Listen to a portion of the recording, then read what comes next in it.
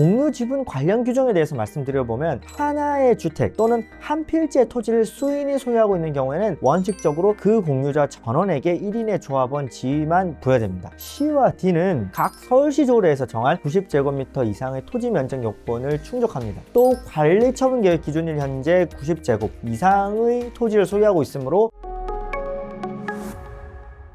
안녕하세요. 건평법률사무소 김건우 변호사입니다. 저는 부동산 그리고 재개발 재건축을 전문 분야로 하고 있으며 해당 분야가 대한변호사협회의 전문 분야로 등록되어 있습니다. 네, 오늘은 노량진 모구역 재개발 사업 분양 대상 자격과 관련해서 이런 질문이 있었어요. 변호사님, 저는 건물 없이 토지만 소유하고 있습니다. 노량진 재개발 구역 내에 토지를 58제곱미터를 공유 지분으로 소유하고 있습니다. 제 와이프도 58제곱미터를 공유 지분으로 소유하고 있습니다. 둘이 합쳐서 공동 분양 대상 자격이 있을까요? 금일 위와 같은 질문이 있어서 이에 대한 면담 내역을 공유드리기로 합니다.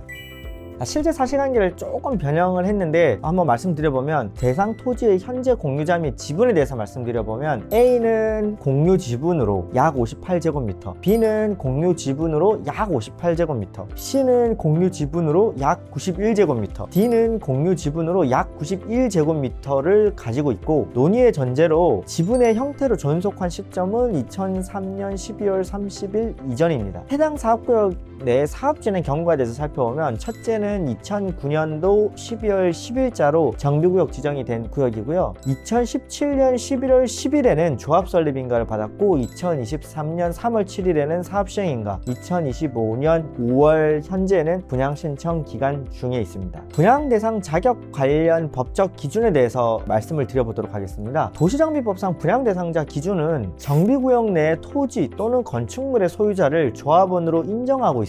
다만 공동주택을 분양하는 경우 시도조례가 정하는 금액, 규모, 취득 시기 또는 유형에 대한 기준에 부합하지 아니하는 토지 등 소유자는 시도조례가 정하는 방법에 의해서 분양 대상자에서 제외할 수 있습니다. 서울시를 기준으로 말씀드려보면 다음 요건을 충족하는 자에 한해서 개발사업의 공동주택 분양 대상자로 인정을 하는데, 첫 번째로는 분양 신청자가 소유하고 있는 종전 토지의 총 면적이 90제곱미터 이상인 자, 두 번째, 분양 신청자가 소유하고 있는 권리가액이 분양용 최소규모 공동주택 1가구 추산액 이상인 자. 첫 번째랑 관련해서 90제곱미터를 산정하면 지분이냐 단일 필지냐를 묻지는 않습니다. 다만 지분의 형태로 전속한 시점은 2003년 12월 30일 이전이어야 합니다. 서울시 조례 제36조에 규정하고 있습니다. 이 사건의 경우 지분 형태로 전속한 시점에는 문제가 없었습니다. 또 종전의 의미에 대해서 살펴보면 종전은 관리처분 계획 기준일을 말합니다. 관리처분 계획 기준일이라고 하면 분양 신청 기간의 종료일을 뜻하는 겁니다. 따라서 만일 필지 합치기 등을 통해서 90제곱미터 이상을 만들기 위해서는 관리처분 계획 기준일인 분양 신청 기간의 종료일 전까지는 해당 작업을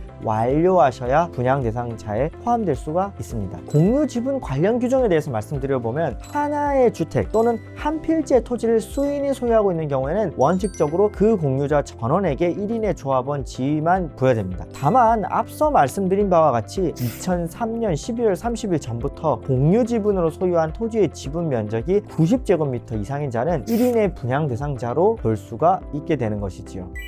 이러한 내용을 기초로 해서 C, D의 분양 대상 자격을 살펴보면 C와 D는 각 서울시 조례에서 정한 90제곱미터 이상의 토지 면적 요건을 충족합니다. 또 관리처분계획 기준일 현재 90제곱 이상의 토지를 소유하고 있으므로 C와 D는 각자 하나의 분양 대상 자격이 있다고 볼 수 있어요. 그럼 A와 B의 분양 대상 자격은 어떨까요? 우선 개별적으로 분양 대상 자격이 있을까요? A와 B는 각각 298분의 58 지분, 즉 제곱으로 치면 약 58제곱을 각각 보유하고 있는데, 개별적으로는 서울시 조례에서 정한 90제곱 이상의 토지 면적 요건을 충족하지 못하게 돼요. 따라서 각자 단독으로는 분양 대상 자격이 없게 되는 것이죠. 그러면 공동 분양 대상 자격은 어떨까요? A와 B는 부부로서 합산하면은 약 116제곱이 돼서 90제곱 이상의 토지 면적 요건을 충족합니다. 그러나 도시정비법 제19조 제1항에 따르면은 토지 또는 건축물의 소유권과 지상권이 수인의 공유에 속하는 때에는 그 수인을 대표하는 1인을 조합원으로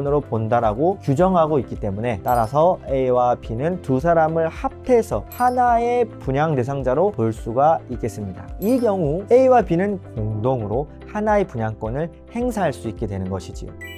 자, 결론을 내보면 C와 D는 각자 90제곱 이상의 토지 지분을 소유하고 있으므로 C와 D는 각자 하나의 독립적인 분양 대상 자격이 있다고 볼 수 있습니다. 하지만 A와 B는 각각 58제곱의 토지 지분을 보유하고 있기 때문에 개별적으로는 분양 대상 자격이 없어요. 그러나 부부로서 합산 지분이 116제곱미터로 90제곱 이상이기 때문에 두 사람을 합해서 하나의 분양 대상자로는 볼 수 있습니다. 이 경우 A와 B는 공동으로 하나의 분양권을 행사할 수 있게 되는 것이죠.